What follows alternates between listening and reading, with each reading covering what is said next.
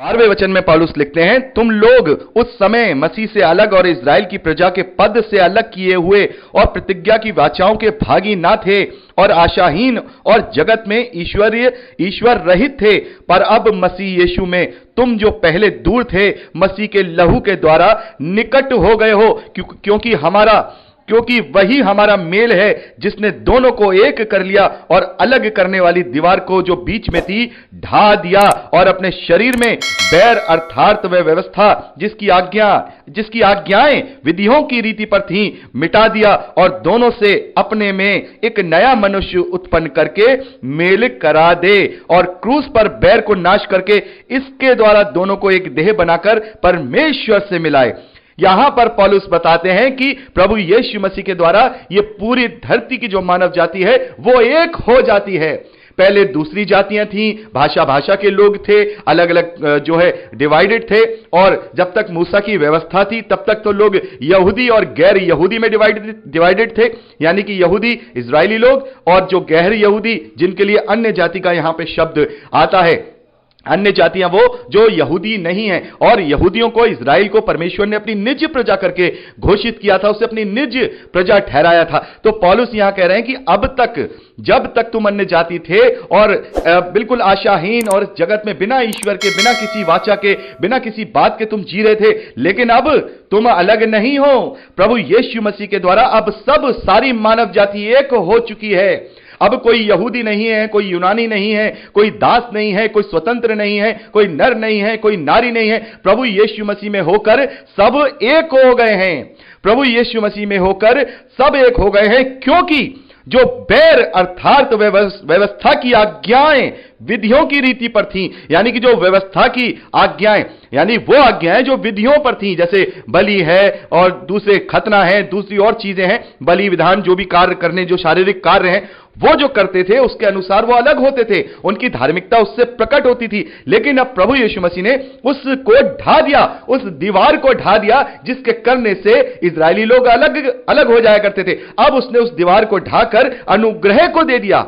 विश्वास के अनुग्रह के द्वारा, ना ही खतने के द्वारा, ना ही किसी और चीज के द्वारा, ना ही बलि के द्वारा, ना ही दाढ़ी बढ़ाने के द्वारा, ना ही दाढ़ी घटाने के द्वारा, ना ही उठने के द्वारा, ना ही बैठने के द्वारा, ना ही होम बलि के द्वारा, ना ही किसी पर्व को मनाने के द्वारा, किसी के द्वारा नहीं, केवल अनुग्रह के द्वारा उसने सारी मानव जाति को एक कर दिया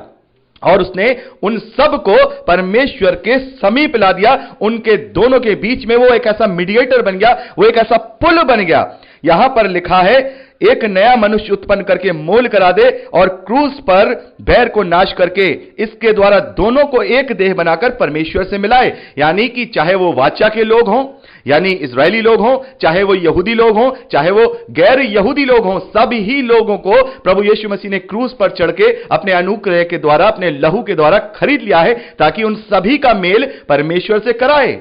यहां पर हम देखते हैं ये सबसे बड़ा अनुग्रह प्रभु यीशु मसीह के द्वारा हुआ है और वो समस्त मानव जाति के लिए उद्धार का।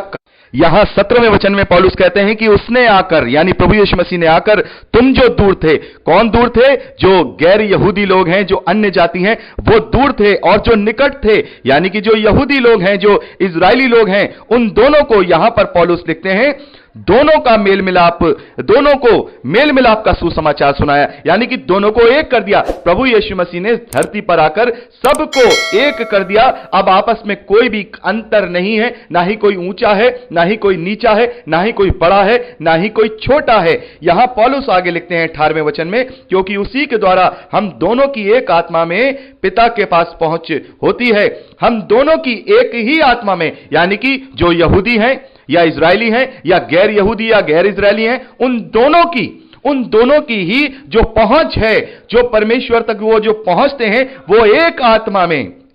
में, यानी वो आत्मा क्या है? वो है पवित्र आत्मा। यानी सभी को पवित्र आत्मा का छाप दिया गया है, सभी को पवित्र आत्मा के द्वारा पिलाया गया है और सभी को पवित्र आत्मा दिया गया है। सभी, चाहे वो गैर यहूदी हो, चाहे वो यहूदी हो, सभी को एक ही आत्मा के द्वारा, यानी पवित्र आत्मा के द्वारा ही परमेश्वर के पास उनकी पहुंच होती है। वो वहां पहुंच पाते हैं और उन सभी को